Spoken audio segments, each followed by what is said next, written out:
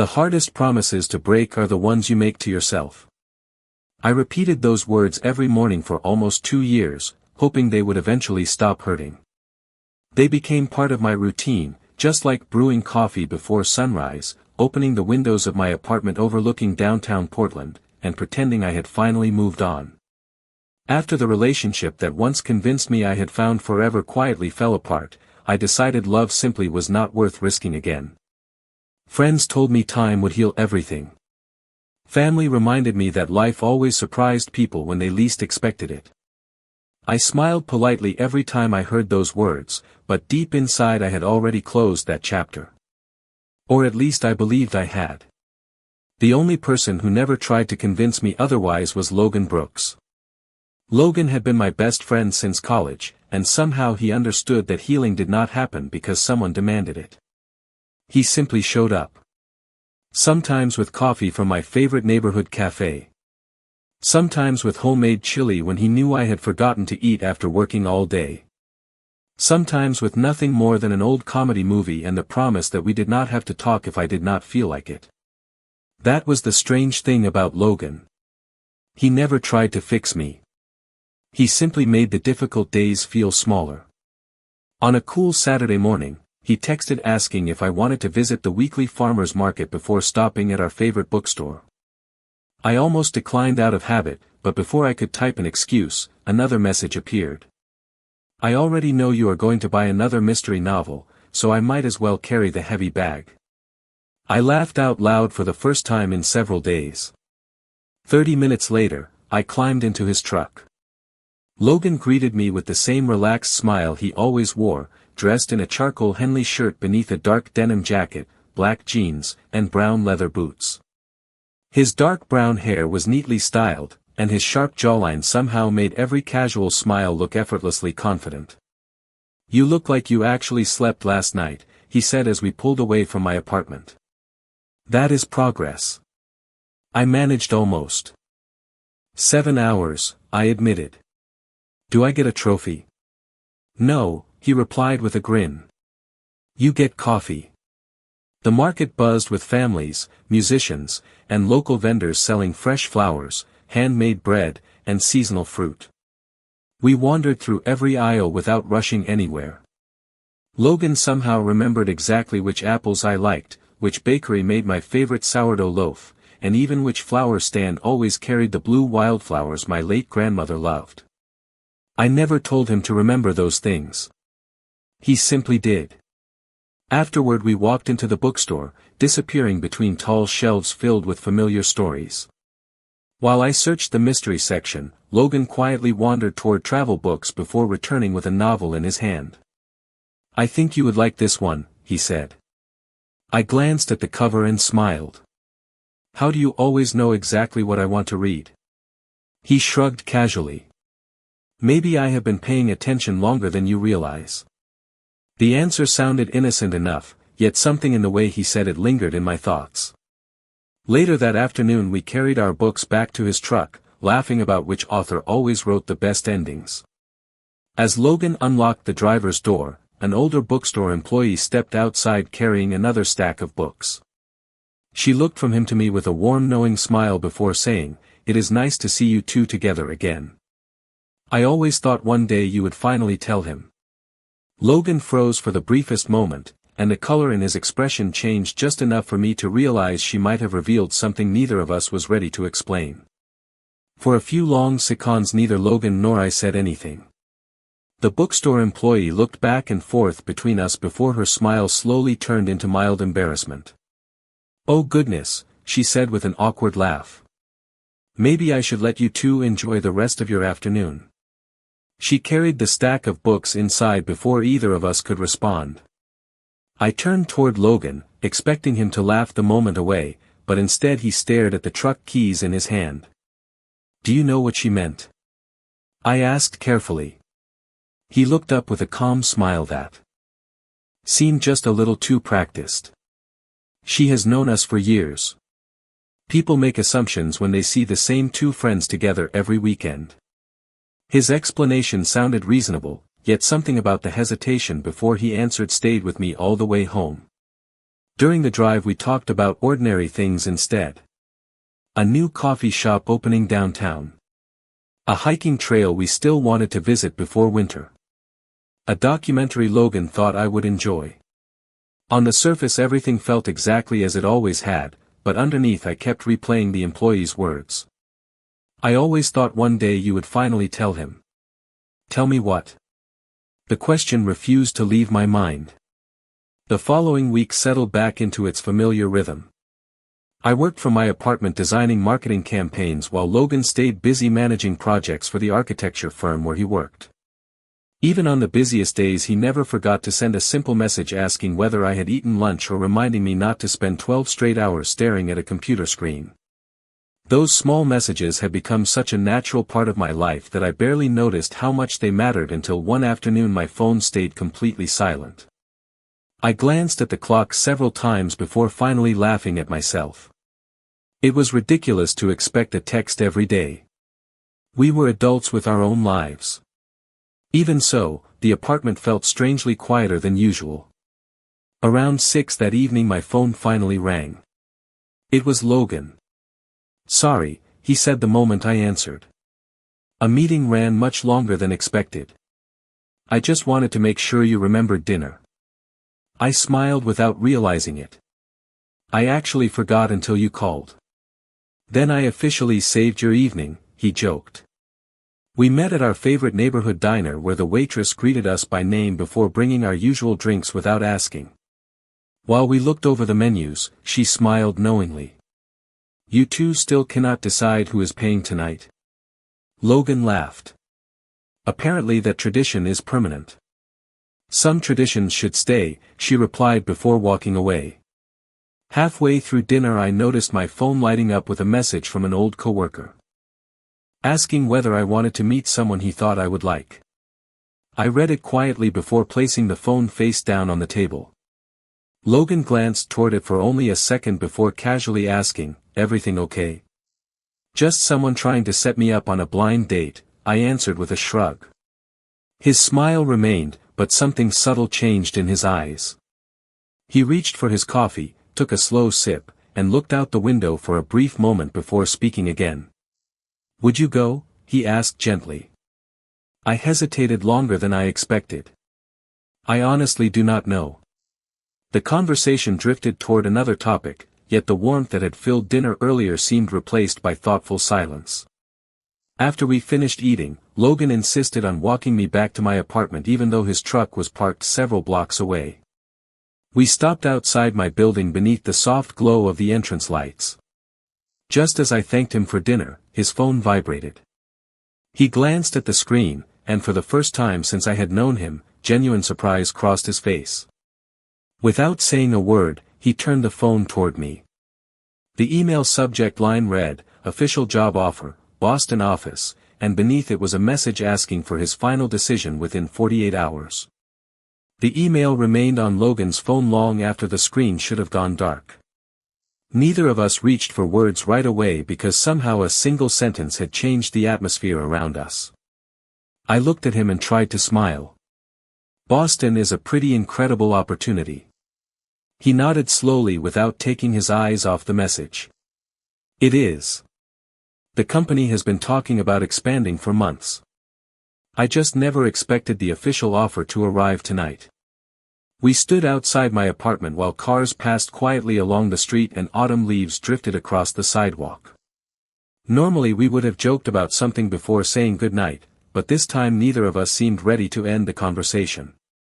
You have always wanted to work on larger projects, I finally said. You should at least think about it. Logan slipped his phone back into his jacket pocket. I will think about it. His answer sounded careful. Almost unfinished. Before leaving, he smiled the same warm smile I had known for years, yet something behind it felt heavier than before. I watched his truck disappear around the corner, surprised by the strange emptiness that settled over me. The next morning I tried convincing myself I was simply worried about losing a close friend to another city. That explanation sounded logical enough, but every time I imagined Logan living across the country, my apartment suddenly felt much quieter than usual. I caught myself reaching for my phone several times just to send him a random joke or ask whether he had eaten lunch.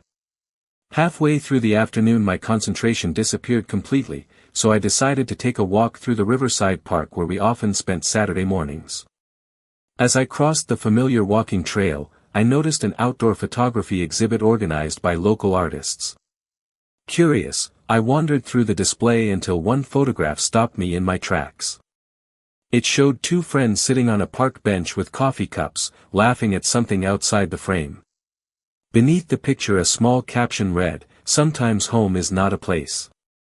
Sometimes it is a person who quietly stays." I stared at the words longer than I expected. For reasons I could not explain, Logan immediately came to mind. I smiled at the thought before realizing how naturally it had happened. The realization unsettled me just enough that I quietly laughed at myself. Later that evening Logan stopped by my apartment carrying takeout from our favorite Thai restaurant as though nothing unusual had happened the night before. We spread the containers across my kitchen counter, arguing playfully about whose choice of noodles was better before settling into our usual routine. Everything felt familiar again until my phone buzzed with another message from the former coworker who still wanted to introduce me to someone. Logan happened to glance toward the screen as it lit up. He looked away immediately, but I noticed the brief pause in his smile. "You never answered him?" he asked casually while opening another container of food. "No," I admitted. "I kept forgetting." He nodded without another question, yet the cheerful conversation grew noticeably quieter. After dinner we cleaned the dishes together, working side by side in comfortable silence. As Logan dried the last plate, he suddenly said, "If I accepted Boston, would you still answer my calls every week?" The question caught me completely off guard. I looked at him, surprised by how quickly my answer came. Every week would not be enough. Logan stopped moving for a brief second before lowering the towel onto the counter. He smiled softly, but there was unmistakable emotion in his eyes. "That," he said almost to himself, "makes this decision a lot harder than you probably realize." The words lingered between us long after Logan quietly admitted that my answer made his decision much harder than I realized. I looked at him, searching for the familiar joke that usually followed moments growing too serious, but this time it never came. Instead, he picked up his jacket from the kitchen chair and smiled gently. "I should probably head home before I overthink everything." I nodded even though part of me wanted to ask him not to leave just yet. When the apartment door closed behind him, the silence felt different. It was no longer peaceful. It was the kind of silence that invited uncomfortable questions. I stood at the kitchen sink staring out the window for several minutes, replaying the evening in my mind.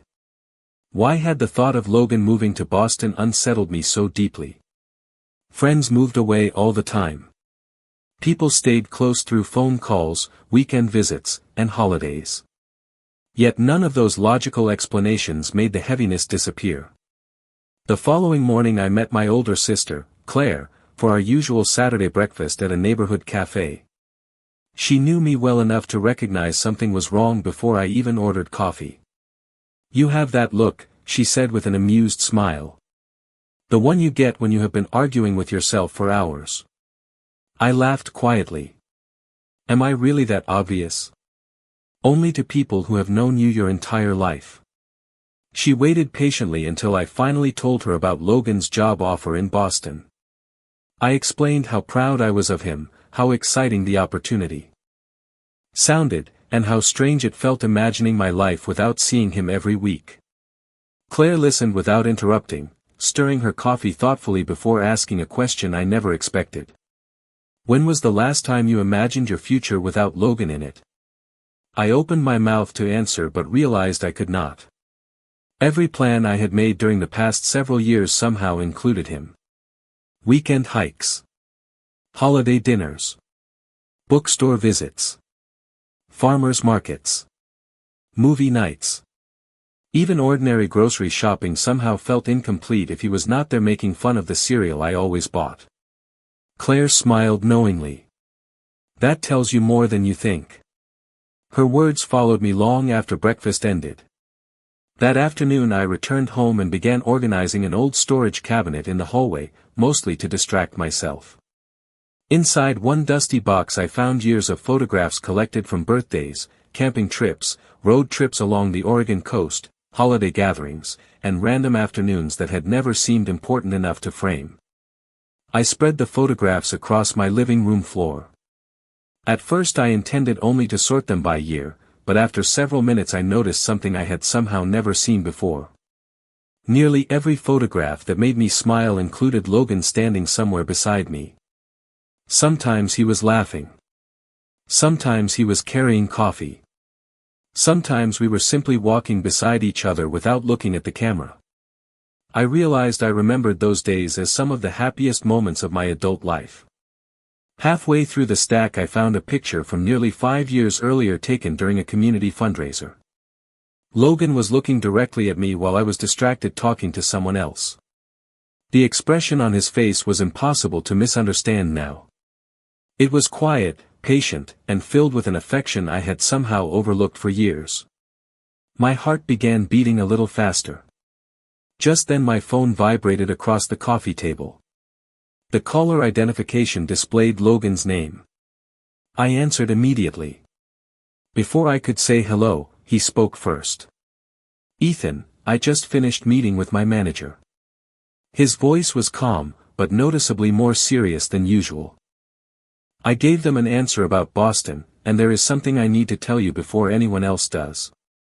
My heart pounded as I held the phone a little tighter. For several seconds I could hear only the quiet sounds of traffic on Logan's end of the call before he finally spoke again. I turned the Boston offer down. I closed my eyes, surprised by the wave of relief that rushed through me before I had time to hide it. "You did?" I asked softly.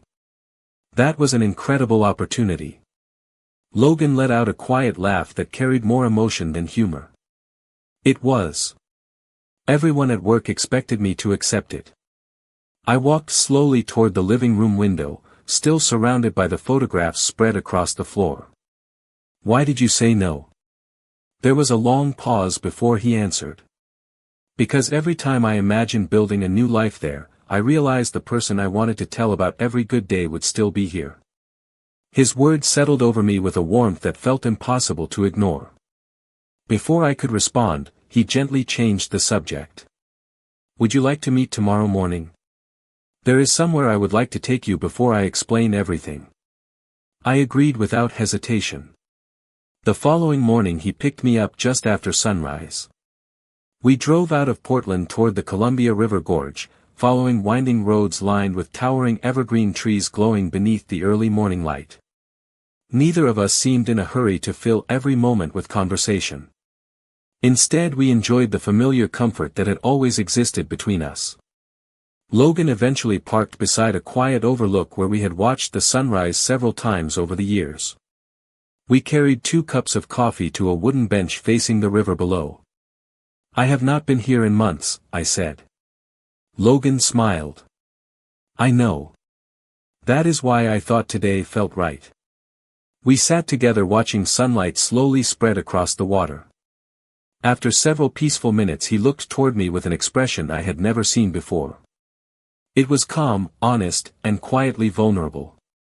"Do you remember the first time we came here?" he asked. I searched my memory before smiling. "You convinced me to drive out here after I said I never wanted another relationship." He nodded. "You spent almost an hour telling me that your heart was finished with love forever." I laughed softly. "That sounds exactly like something I would have said." Logan lowered his eyes to his coffee cup. "That was also the day I realized I had already fallen in love with my best friend."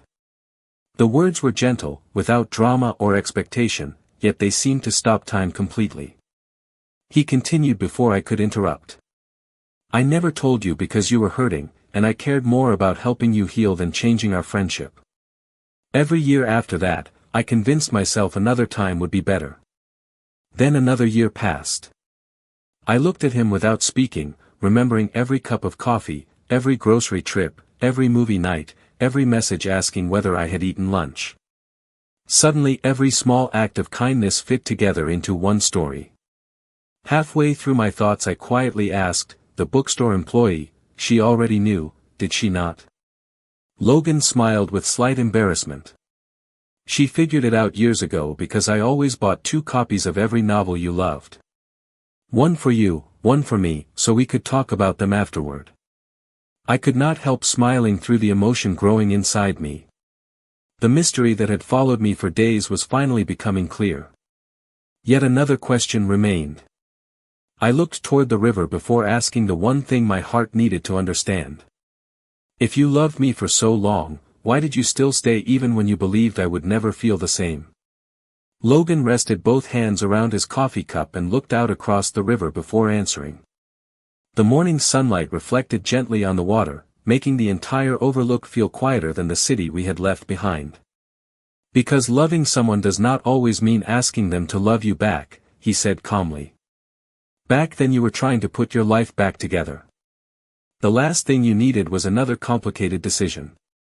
I decided that if being your best friend was the place I could have in your life, then I would make that the best friendship I could possibly give you.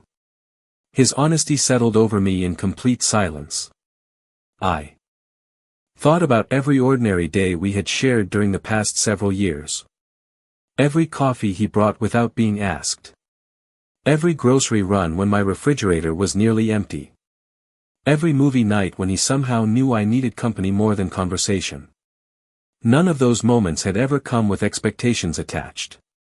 They had simply been gifts offered freely. Did you ever regret it? I asked quietly. Logan smiled and shook his head. I regretted being afraid sometimes. I never regretted caring about you. We remained on the bench for several minutes, listening to the breeze moving through the trees.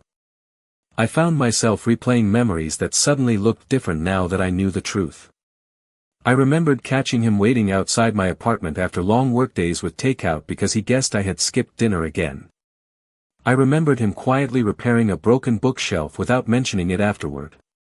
I remembered dozens of birthdays, road trips, bookstore visits, and rainy afternoons that had somehow become the happiest parts of my life. Halfway through those memories, one realization landed harder than anything else. I could not remember facing a single difficult season without Logan standing somewhere beside me. The thought stayed with me all the way back to Portland. During the drive home we talked about lighter subjects again, almost as though both of us needed room to breathe after such an emotional morning. Yet the conversation felt different now. There was no mystery left between us, only honesty. Later that evening I sat alone in my apartment with the old photographs still spread across the living room floor. This time I noticed details I had overlooked before. In nearly every picture, Logan was looking toward me instead of the camera. Not dramatically. Not obviously. Just naturally, as though paying attention to me had always been the easiest thing in the world. My phone buzzed with a message from my sister Claire asking how the morning had gone. Instead of trying to summarize everything in a few sentences, I drove to her house after dinner. We sat on her back porch with hot tea while I told her the entire story from beginning to end. She listened quietly before smiling in the same knowing way she always did. You keep talking about how long Logan has loved you, she said gently. But you have barely talked about how you feel. I opened my mouth to answer and then stopped. For several seconds I genuinely could not find the right words. Claire laughed softly. Ethan, when you thought he might move to Boston, what frightened you the most? I looked down at my cup before answering honestly. The idea that I would have to learn how to live without the person I always wanted beside me. She nodded once. That does not sound like someone describing ordinary friendship. Her words stayed with me all the way home. Late that night I stood by my apartment window looking over the city lights, finally admitting something to myself that I had been too afraid to consider before. The promise I made years ago had never protected my heart. It had only hidden it. Just as I reached for my phone to call Logan, a message from him appeared first. It contained only one sentence, but it immediately made my heart race again. Tomorrow there is something I have wanted to ask you for a very long time, if you are ready to hear it." The message stayed on my screen for several minutes before I finally replied. "Yes. I am ready." I did not know exactly what Logan planned to ask, but for the first time in years I realized I was no longer afraid of the answer. The following afternoon we met at Forest Park, one of our favorite places whenever life became too noisy. Tall evergreen trees lined the trail, sunlight filtered gently through the branches, and the familiar scent of cedar made everything feel calmer than the thoughts racing through my mind. Logan was already waiting near the trailhead with 2 cups of coffee in his hands. He smiled the moment he saw me, and somehow that ordinary smile settled my nerves more than any reassuring words could have. "I remembered your usual order," he said as he handed me one of the cups. I laughed softly. "You usually do." We walked side by side without rushing, talking about work projects, books we still wanted to read, and the upcoming holiday season. It felt strangely comforting that, even after everything we had shared during the past week, we still slipped naturally into the conversations that had always defined our friendship. Yet beneath every sentence was the quiet awareness that something important still waited ahead. About halfway through the trail we reached a familiar wooden overlook where we had stopped countless times over the years.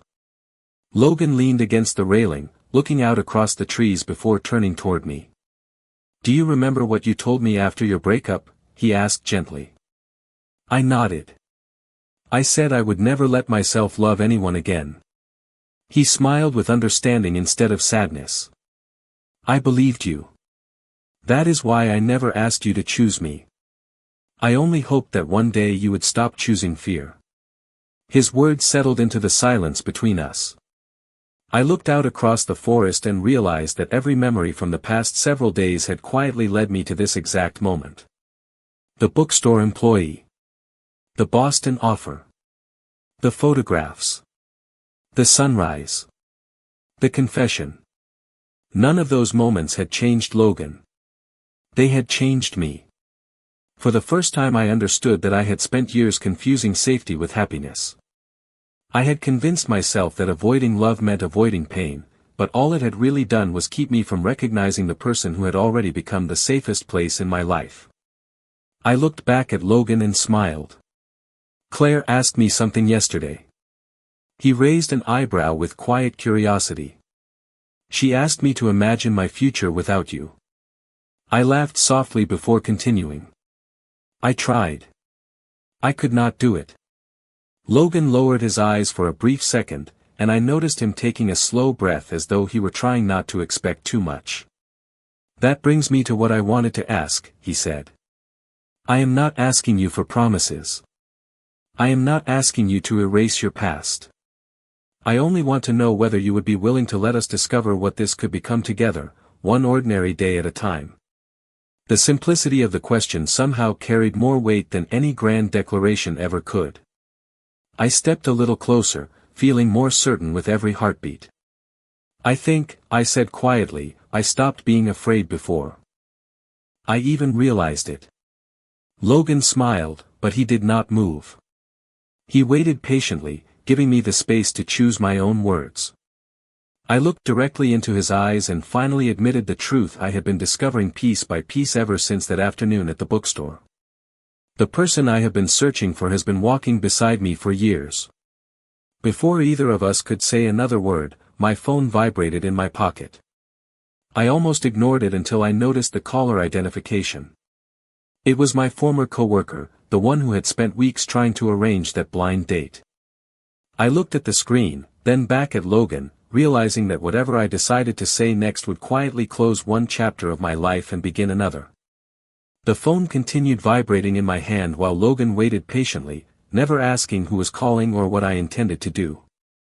I smiled apologetically before answering. "Hi, Daniel."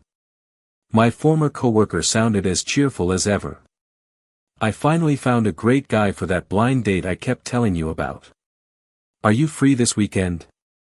I glanced toward Logan, who quietly looked out across the trees, giving me complete privacy. For the first time since those invitations had started arriving, the answer felt effortless. "Thank you for thinking of me," I said sincerely, but I do not think I need a blind date anymore. Daniel laughed warmly. That sounds like good news. Whoever finally caught your attention must be pretty special. I smiled without hesitation. He really is. After wishing each other well, we ended the call. I slipped my phone into my pocket and looked back at Logan. He had not moved from the overlook. He simply waited with the same patient kindness he had shown me for years. I walked the remaining few steps until we stood side by side again. I think I just closed a chapter of my life, I admitted. Logan smiled softly. How does it feel? I looked out across the endless green forest before answering. Peaceful. We stayed there for several quiet moments, letting the silence say everything words still struggled to express. Eventually Logan broke the silence with a gentle laugh. So what happens now? I turned toward him. Now we stop. Pretending that the best part of our lives is only friendship. His eyes brightened with unmistakable happiness, yet he still asked carefully, "Are you sure?" I nodded. I have never been more certain about anything. We continued walking through the park, talking about everything that suddenly felt possible. Instead of discussing the past, we spoke about ordinary plans that somehow sounded extraordinary because we were finally making them together. We talked about visiting the Oregon coast again before winter arrived, finishing the hiking trail we abandoned because of heavy rain 2 years earlier, and trying the new neighborhood bakery everyone kept recommending. None of the plans were dramatic. That was exactly why they mattered. Halfway through the walk we reached a small wooden bridge crossing a quiet stream. Logan stopped and leaned against the railing with a thoughtful smile. "You know," he said, "I spent years imagining what this conversation might look like. Somehow I never imagined it would feel this calm." I laughed. Maybe because it was never supposed to be dramatic. Maybe it was always supposed to feel like coming home. His smile grew even warmer. That sounds exactly right. Later that afternoon we drove back toward the city with the windows slightly open and music playing quietly in the background. Traffic moved slowly through downtown Portland, giving us plenty of time to enjoy the familiar streets that had quietly witnessed so many years of friendship.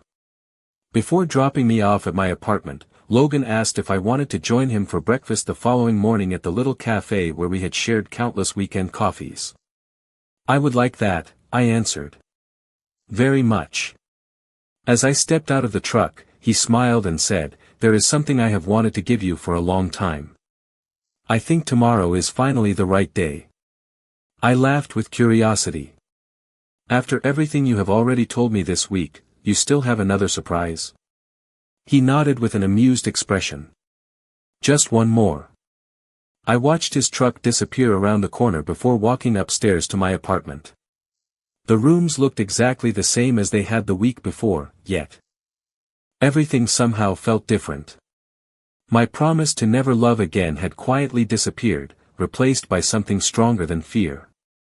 Just before going to bed, I noticed an old photo album sitting on the bookshelf. Curious, I opened it to the very first page. Tucked inside the cover was a folded note written in Logan's handwriting with a date from almost 6 years earlier, and I realized tomorrow's surprise might have been waiting for me much longer than either of us had planned. The next morning I carried the old photo album with me as I walked into our favorite neighborhood cafe. Logan was already waiting at our usual table beside the window with 2 cups of coffee, smiling the moment he saw the album in my hands. "So you found it," he said with a quiet laugh. I placed the album on the table and carefully unfolded the handwritten note tucked inside the cover. The paper had yellowed slightly with time, but his handwriting was unmistakable. It was dated almost 6 years earlier. The note did not contain a dramatic confession. Instead it described an ordinary Saturday much like dozens we had shared. Logan had written that if life ever gave him the chance, he hoped one day I would discover that the happiest moments we experienced together had never felt ordinary to him. He wrote that he admired my kindness, my resilience, and the quiet way I always tried to make other people feel seen even while carrying my own pain.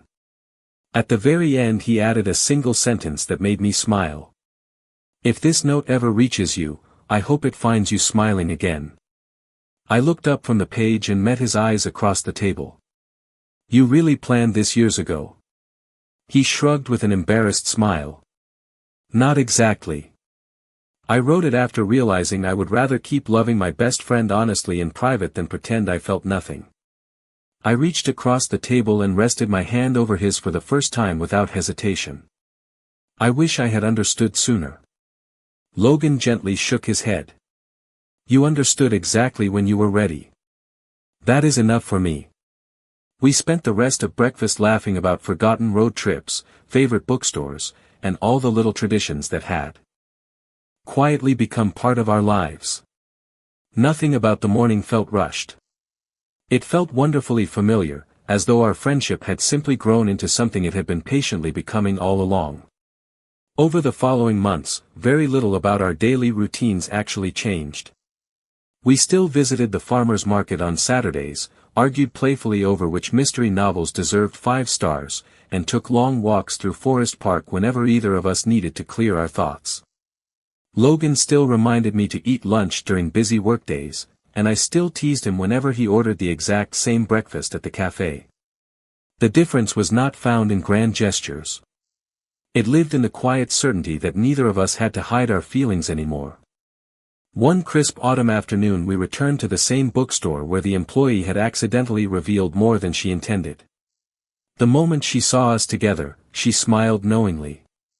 "I was wondering how long it would take," she said warmly. I laughed while Logan shook his head with good-natured embarrassment.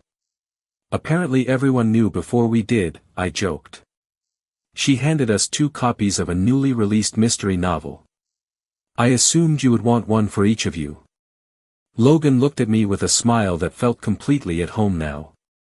We left the bookstore carrying our books, coffee in our hands, and no unanswered questions between us. As we walked through the familiar streets of Portland, I realized the promise I once believed would protect my heart had quietly disappeared without me noticing. I had not broken that promise because someone convinced me to believe in love again. I had simply discovered that real love had been patiently walking beside me through ordinary mornings, shared laughter, countless conversations, and unwavering friendship all along.